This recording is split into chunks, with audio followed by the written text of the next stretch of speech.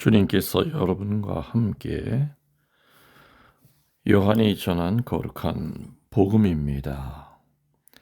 1장 43절에서 51절까지의 말씀입니다. 그 무렵 예수님께서는 갈릴리아에 가기로 작정하셨다. 그때 필립보를 만나시자 그에게 나를 따라라 하고 이르셨다. 필립보는 안드레아와 베드로의 고향인 벳사이다 출신이었다. 이 필립보가 나타나엘을 만나 말하였다. 우리는 모세가 율법에 기록하고 예언자들도 기록한 분을 만났소. 나자렛 출신으로 요셉의 아들 예수라는 분이시요. 나타나엘은 필립보에게 나자렛에서 무슨 좋은 것이 나올 수 있겠소 하였다. 그러자 필립보가 나타나엘에게 와서 보시오 하고 말하였다. 예수님께서는 나타나엘이 당신 쪽으로 오는 것을 보시고 그에 대하여 말씀하셨다. 보라, 저 사람이야말로 참으로 이스라엘 사람이다. 저 사람은 거짓이 없다. 나타나엘이 예수님께 저를 어떻게 하십니까? 하고 물으니 예수님께서 그에게 필립보가 너를 부르기 전에 네가 무화과 나무 아래에 있는 것을 내가 보았다 하고 대답하셨다. 그러자 나타나엘이 예수님께 말하였다. 스승님은 하느님의 아드님입니다. 이스라엘의 임금님이십니다. 예수님께서 나타나엘에게 이르셨다. 네가 무화과 나무 아래에 있는 것을 보았다고 해서 나를 믿느냐? 앞으로 그보다 더 큰 일을 보게 될 것이다. 이어서 그에게 또 말씀하셨다. 내가 진실로 너희에게 말한다. 너희는 하늘이 열리고 하느님의 천사들이 사람의 아들 위에서 오르내리는 것을 보게 될 것이다. 주님의 말씀입니다. 전미 예수님, 주님의 이름으로 평화를 빕니다. 1월 5일 미사를 봉헌하고 있습니다. 어제는 제가 좀 착각을 했습니다. 저는 어저께가 목요일인 줄 알고 어제 강론을 올렸죠.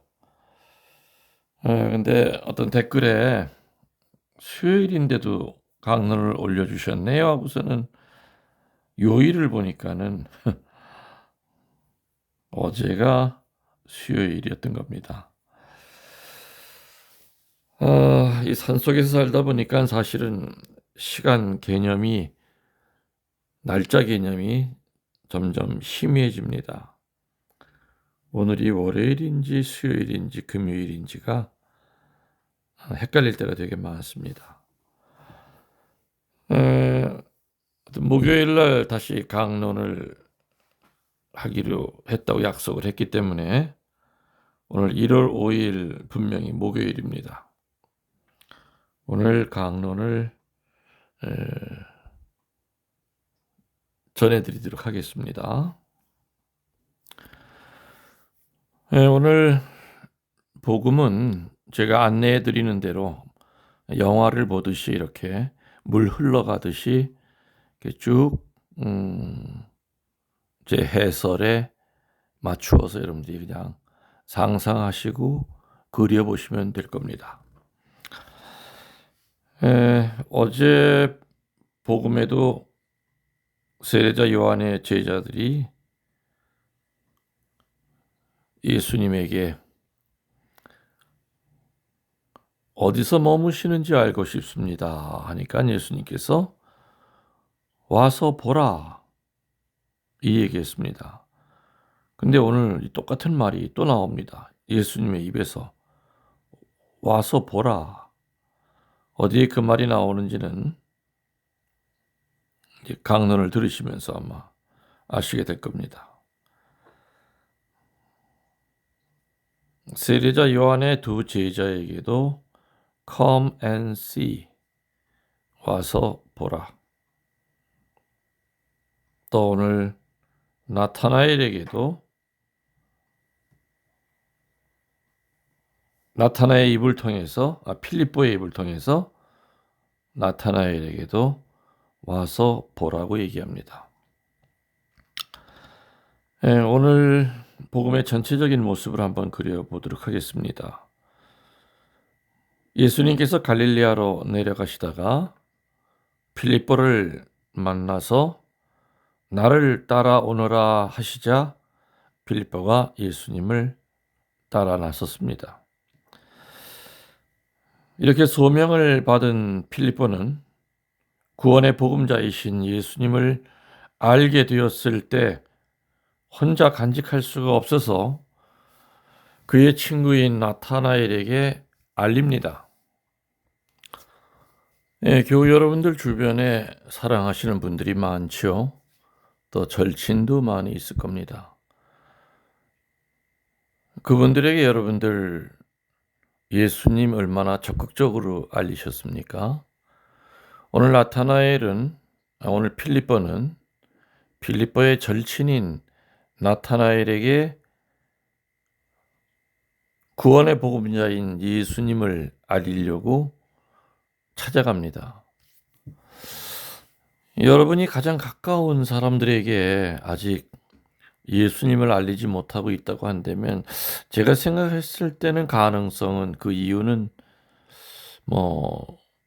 두 가지 정도. 첫 번째는 아직 내가 그 좋은 예수님이라는 것을 본인이 체험을 못했기 때문에 예수님이 좋은지 어떤지도 내가 잘 모르는 판에 내 주제에 내가 다른 사람에게 무슨 예수님을 알려야 될 필요가 있나.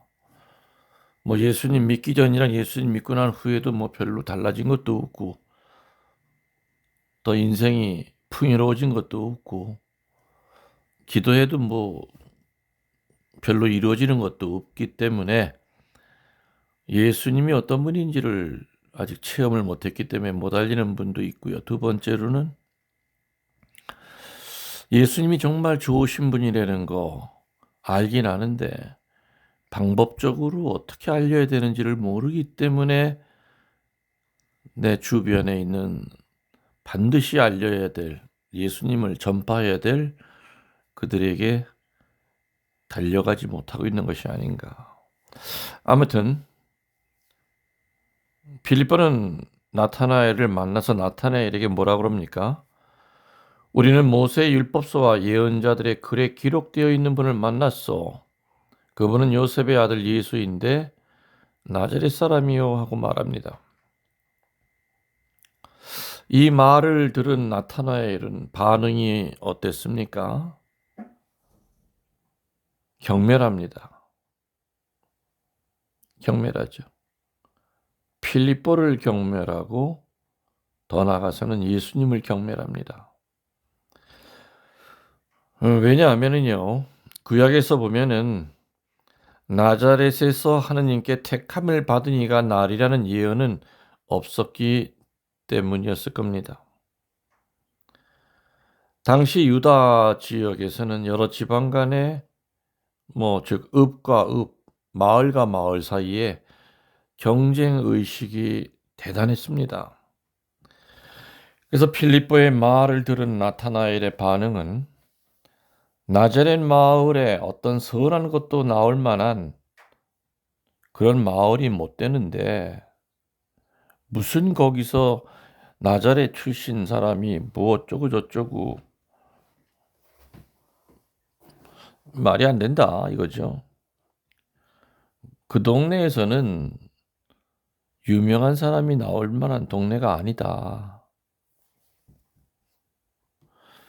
필립보가 예수님에 대하여 아무리 설명을 하여도 이미 닫혀져 있는 나타나엘의 그 마음을 열 수가 없었습니다. 나타나엘을 다른 말로 발토로메오라고도 그럽니다. 같은 사람일 겁니다. 이렇게 강하게 반대에 부딪히는 이 상황에 있어서 필립보는 아주 현명하게 대답합니다. 와서 보라. 긴 말이 필요 없다. 아무튼 나 쫓아와라.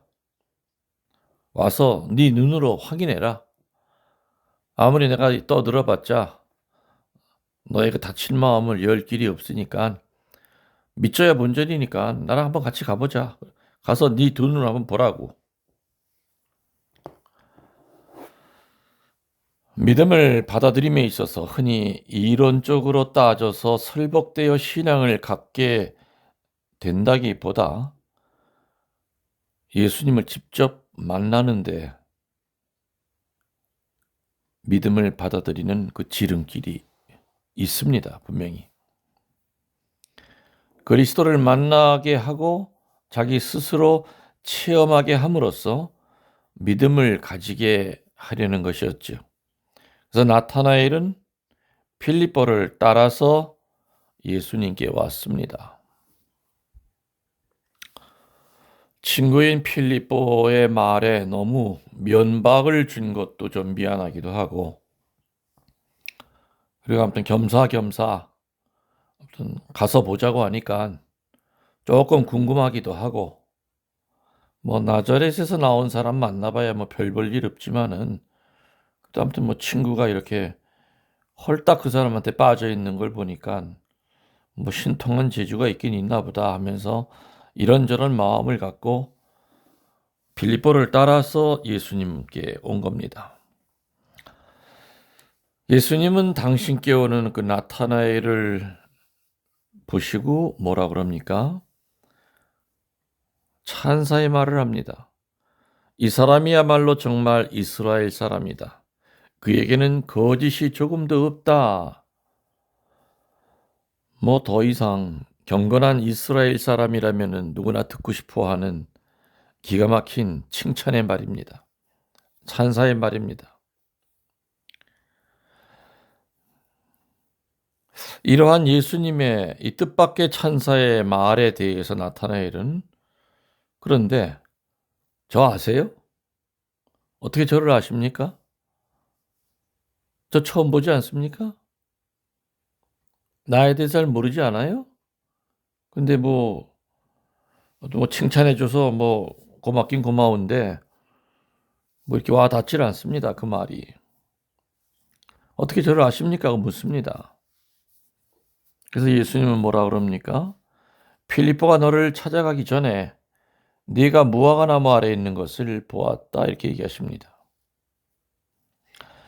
유대인들 사이에서 무화과 나무 아래 앉아 있다는 말은 언제나 평화를 추구한다는 말로서 하느님께서 약속하신 분이 언제 올 것인가, 그분을 어떻게 알아볼 것인가를 기도하고 있을 때를 얘기합니다. 그래서 너는 늘 무화과 나무 아래 앉아 있는 사람 아니야. 이 얘기는 실제로 무화과 나무 아래 안 앉았다 하더라도 그만큼 경건하게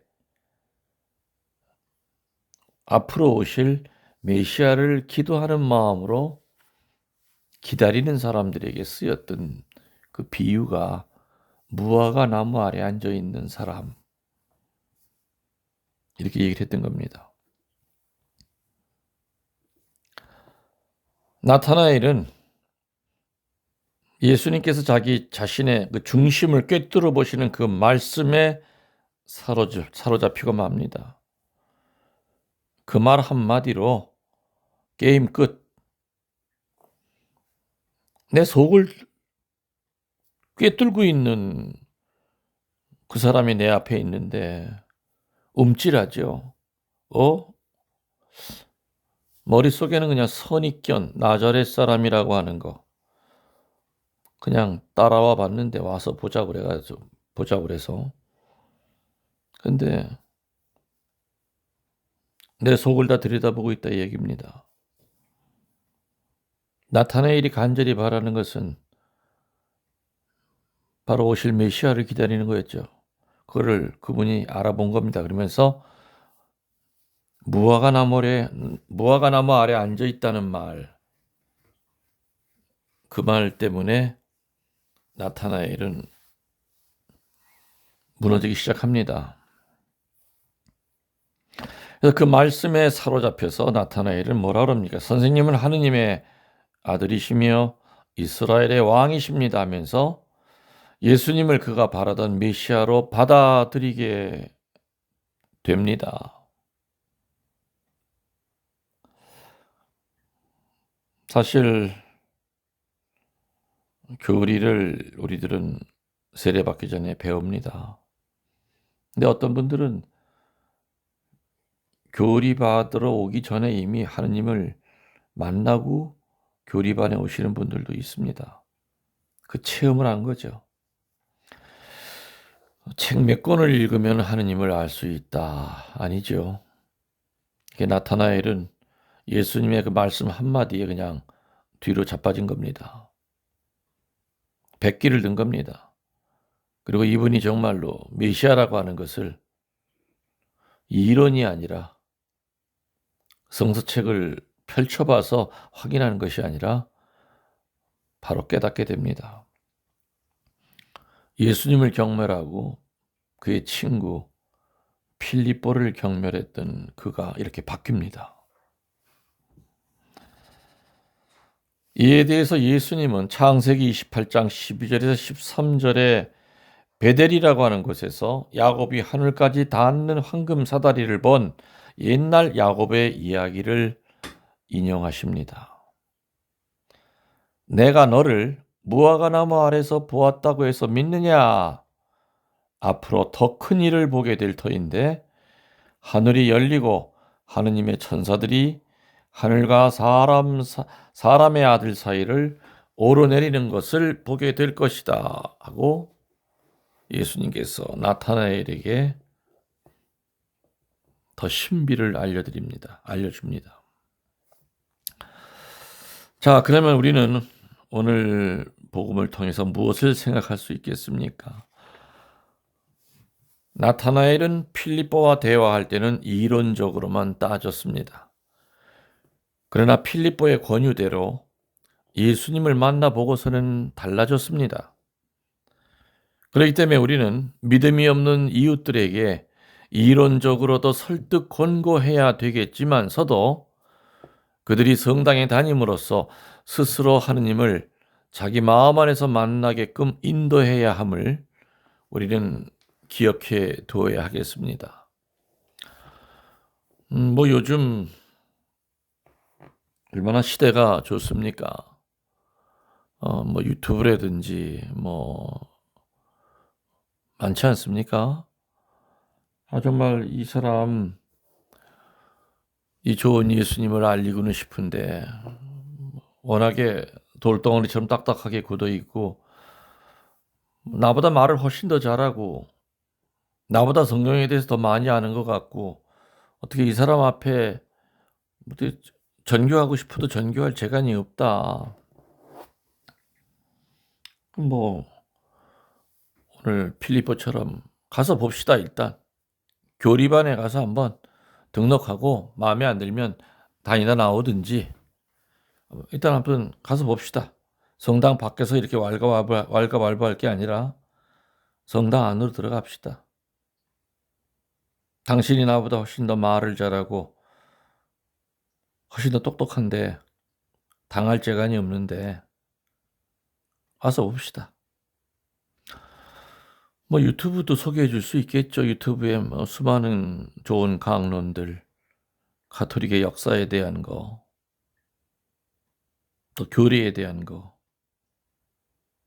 참고 유튜브라고 하는 것도 이렇게 잘 선용을 하면은 예수님을 알리는 데 얼마나 큰 도움이 되겠습니까? 물론 내 자신이 교리로 무장을 해야 됩니다. 근데 교리는 어떻게 보면 이론입니다. 그 이론을 갖다가 활자화된 그 이론을 얼마만큼 설득력 있게 전달하느냐 하는 것도 되게 중요하지만 그런 것이 안 먹히는 사람이 있죠. 그리고 아마 제일 가까운 사람일수록 사실은 예수님 알리는데 힘이 듭니다. 집 밖에 있는 사람들은 전교를 해서 세례를 많이 시키는데 집안의 식구들한테는 음의 기주거죠. 전교를 못합니다. 왜냐? 누구보다도 나를 더 잘 알고 있기 때문에 그럴 겁니다. 밖에 있는 사람들 앞에서 우리들은 가면을 많이 쓸 수 있죠. 그래서 얼마든지 경건한 사람, 열심한 사람인 척하면서 예수님께 인도합니다. 그게 나쁘다는 건 아닙니다. 그렇지만 집안에서는 나에 대하여 너무 잘 알고 있는 사람들이기 때문에 전교하기가 어렵죠. 그래서 참 표양 전교가 중요한 겁니다. 밖에 있는 사람들보다는 사실은 내 집안 식구들, 내 집 울타리 안에 있는 사람들의 영원 구령에 대해서도 우리는 깊이 고민하고 어떤 방법으로 해야 되느냐. 어떤 방법이 없습니다. 예수님 보여드리면 됩니다. 성모님을 보여주면 됩니다. 그러면은 필리포를 따라간 나타나엘이 되는 겁니다. 미려 짐작하건대 필리포는 분명히 나타나엘에게 있어서 신의를 갖고 있는 사람이었습니다. 만일에 필리포가 평상시 하는 행동이 말과 언행이 일치하지를 않았었다 그런다면은 아무리 친한 친구라 하더라도 가서 봅시다 그랬을 때 따라 나서지는 않을 겁니다. 그러니까 평상시에 필리포가 나타나엘에게 좋은 표양을 보였었다는 얘기지요. 그래서 그 좋은 표양은 나타나엘을 예수님께로 인도하는 큰 힘이 되고 출발점이 됩니다. 그래서 집 밖에 있는 사람에게 열심한 신자, 좋은 신자, 열심한 또 집 밖에 있는 사람들에게 좋은 표양 보이는 것도 중요하지만 집안에 있는 내 가장 가까운 가족들에게 함부로 하시면 안 됩니다. 더 정스럽게, 더 사랑을 갖고 우리 엄마 많이 달라졌다. 우리 아빠 많이 달라졌다. 우리 엄마를 변화시킨 그 하느님에 대해서 한번 나도 알아볼까? 그래서 이방인들 가슴에다 퀘스천 마크를 찍어줘야 됩니다. 무슨 힘이 저 사람을 저렇게 변화시켰을까? 의문점을 갖게 해야 됩니다. 그게 뚝이 무너지는 첫 번째 지름길입니다. 여러분들, 영혼의 영혼을 더하여 사랑합니다. 전능하신 천주 성부와 성자와 성령께서는 이 말씀을 듣는 모든 이들에게 강복하소서.